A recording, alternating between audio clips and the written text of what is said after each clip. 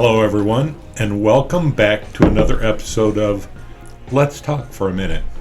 I'm back with Jodi Goff, and if you remember, in our last episode, we talked a little bit about what STEM is, and we're going to go into today a little bit more about how we implement STEM. But before we get started, Jodi, I have a quick question for you because we didn't really talk about it too much in the previous episode, and that is, why STEM? That's a good question. Yeah, what were some of the reasons behind developing the whole STEM concept? And when we do anything in education or anything in life, intention is critical, right? Doing everything with intention and purpose. If we have a purpose and a why behind what we do, then we're much more successful and we have a focus. So I think in addition to the inquiry-based learning, we're also looking to spark an interest in STEM-related careers. We need students who are prepared for the job market. That's what our primary goal is as educators, right, is to prepare them for postgraduate employment. And the jobs are changing, right? And we want them to be interested and passionate about pursuing STEM-related careers. Sure. And that seems to be kind of one of the underlying themes about STEM is that it does create that kind of passion. I don't remember the same kind of passion when I was going through mathematics and some of the other things. Right. So maybe this is a really, truly wonderful thing. And I do recall some years back, there was a concern that as a nation, we were falling behind other countries in terms of science and math and the technology-related fields, and I think as STEM have started to evolve, and we thought that we had to be a little more inclusive of young girls getting into the sciences. Yeah, and not only young girls, gender, but also underprivileged or students who might not do as well in school. It used to be where STEM activities were extracurricular. You know, you had your robotics club, right. Your science Olympiad, had these after-school programs. So I think at one point STEM was looked at as an extra, and now our goal is to make sure that it's available to everyone. You know that I raised my niece's child, and he's special needs and nonverbal, autistic, and he's very much into engineering. Oh, that's great. Mechanics, everything, how everything operates. He wants to see the behind the scenes, and so I think it's a great opportunity to engage all students. Excellent. So we've got this concept now. How do we roll it out? What's the mechanics of making this happen? Yeah, so in the last episode we were talking about STEM being inquiry-based learning, and for the purpose of students problem solving, generating questions about the world around them, and sparking an interest, and now today sparking an interest in the STEM related careers, and how all of this really leads to an approach to instruction. We're interdisciplinary, and now is the goal. And so what does that look like when you have everything meshed together, and how do we change our approach? So my prop today, in thinking of that, is how to peel a banana. So how do you implement STEM? Well, how do you peel a banana? So how would you peel the banana? Well, I would normally just pull the top off. Go ahead. Let's see you give it a start. Oh, okay. Let me see.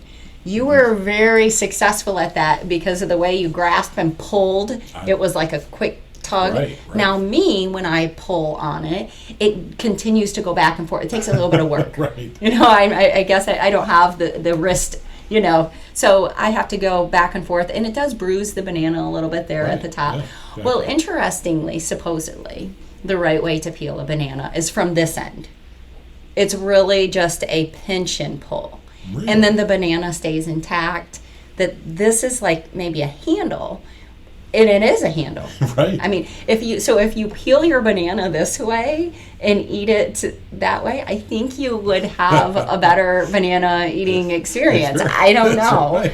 but I can tell you it's become a better experience for me because I, unlike you, would keep having to go back and forth, and then my banana was mushed at the end, and then I'd have to make it through that first mushy, bite to actually enjoy the banana. So I have to admit, I might have been lucky because there have been times where I've done that, and You have? next thing I know, I've pretty much mushed the top of the banana. But that one, it wasn't bad. It wasn't. Bad. But the way you peeled it, it's just a pinch and pull. right, yeah. I Okay. know. So again, thinking about the garbage bag and how we do things in our daily life, your approach in this situation, tweaking things might get some very Right. different results. Yeah, So I think of this STEM approach as first it's we start with a driving question. We want students to have that curiosity and that questioning Right. and something that they're interested in finding an answer to and problem solving. So it looks very messy. Right. Like for an observer coming in It's like to chaos. evaluate, Right. yeah. It's like organized chaos because you can't always explain what a student is doing. I have that one activity that I think we might tag here at the end of a student when I went into a classroom, a STEM classroom, and their goal was to build a small car to make this path and around this corner and to get to the finish line first. Right. So they had a couple of objectives. How do we make this mechanism quick, efficient, so that we can get to the end point? Well, they all had these little cars that they had designed so carefully for speed, friction, to be able to take these corners and whatnot. Right. And then I saw a student have this huge, gigantic contraption that I was just like, I wonder how is that even going to make the corner? Because if you can envision, it's like it has a divider on it and it has to go around this divider. And I said to him, well, tell me a little more about that, because those are teacher words. Right. Tell me a little more about that. Okay. We don't say, how's that going to work? Yeah, right. So I said, explain to me, what's going to happen when it goes around the corner. He said, oh, it's not going to go around the corner. It's going to go over the side. That was the aha moment. Yes. Yes. I was like, right. Yeah. So the goal is to have various solutions. There's not one endpoint. We think of science, most think of the scientific method. Right. It's really structured. You have your hypothesis, and you go through all of the steps, and it's linear. You mentioned that before. It's step by step, and STEM is cyclic. It goes in circles a bit because after you answer a question, you typically have another question. So the approach is different, and it does look messy. Like when you have an observer come in, they might not be exactly, they might not be right on board. What's going on in here? Yeah. And so and as a teacher, the goal is to, it's necessary to know your curriculum so well so that you can pull the curriculum, the standards, and add to what the students are doing. Right. So it's that uncovering of the curriculum instead of restating. They're uncovering it, and you have to know it like, the back of your hand and be able to, okay, and make that connection for them. So I would say it's because it's more of an approach than a curriculum, a style of teaching. It's kind of difficult to say that there's one true curriculum that works best, which I'm, just speaking from experience. Right. So we have our next generation science standards, right, that we pull in and we tie in. And then you have a lot of companies who have designed curriculums. We call those canned curriculums, like Project Lead the Way is one of them. And it's very specific and nice and tight, and the teacher can follow along step by step. Right. But then some districts have more of an organic way of developing their curriculum, where students might, like I say, have a driving question and go in many different directions. I would think something like that would be more likely to create that passion than something that's very structured. I remember, in fact, our first video, I had Dr. Dave Richards on here, and he told me, this is going back years, but he described a situation where he was walking down the street on a sidewalk, and there were two kids in front of him, and they had a handheld game. And they were just so excited about the game and what they were doing.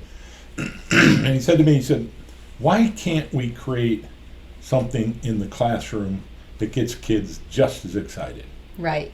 And it sounds like STEM is really driving towards that, where kids can be hands-on, they can pull all the pieces together, grab from science, grab from technology, grab from math, to pull together a solution.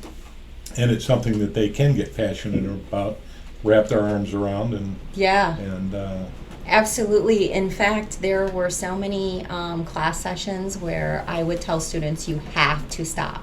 I have another class coming in. Really? Yes. That's so great. I would great. have to come up with strategies to help them close out what their projects that they were working on. It's like, you have to go home now. It is time. You're done. And I would have to come over and say, okay, stop. Find a good stopping point. It's time to start packing things up. Right. And then interestingly enough, with some of the STEM activities I did, if I had we made parachutes one time, and that sounds basic, but it was tied into, some problem solving, some things that they had watched, some phenomenon that to spark their interest. But I had all of these different materials out, and you would have thought that I just fully blessed them because they were taking, can we use this? Like, if it goes with your design, let's see your protocol. Let's see how or prototype. Let's see if it aligns. And they were just really excited, and it took a long time. So, back to the question of what it looks like. It's a little bit messy, and it depends upon the comfort level of the teacher, the comfort level of the district, right? Because if we are going to have open-ended questions, and we're going to let kids pursue driving questions that they're interested in, then things are going to be going in various directions, and we're going to have to continuously try to bring kids back to the curriculum and what we're trying to teach them. And then the other challenge in that is assessment. Right. If you have kids exploring and coming up with some of their own answers, how do we assess the learning? So that's a whole nother topic. Absolutely. Well, we've touched a little bit today on how STEM gets rolled out and some of the concepts behind the why and the where and whatnot. In our next episode, I think we're going to touch on the classroom. What's the classroom look like? What are the mechanics involved within the classroom? And I think we're also going to touch on what does this look like for remote learners, because I think that's a whole nother chapter when you talk about STEM and collaborative learning remotely. So I want to thank you for tuning in today. Again, please subscribe below, and any comments, feel free to add. Anything you'd like to hear us talk about, we're glad to listen to that as well. I look forward to seeing you at the next episode. I'm John Foster. I'm Jodi Goff. And thank you for tuning in.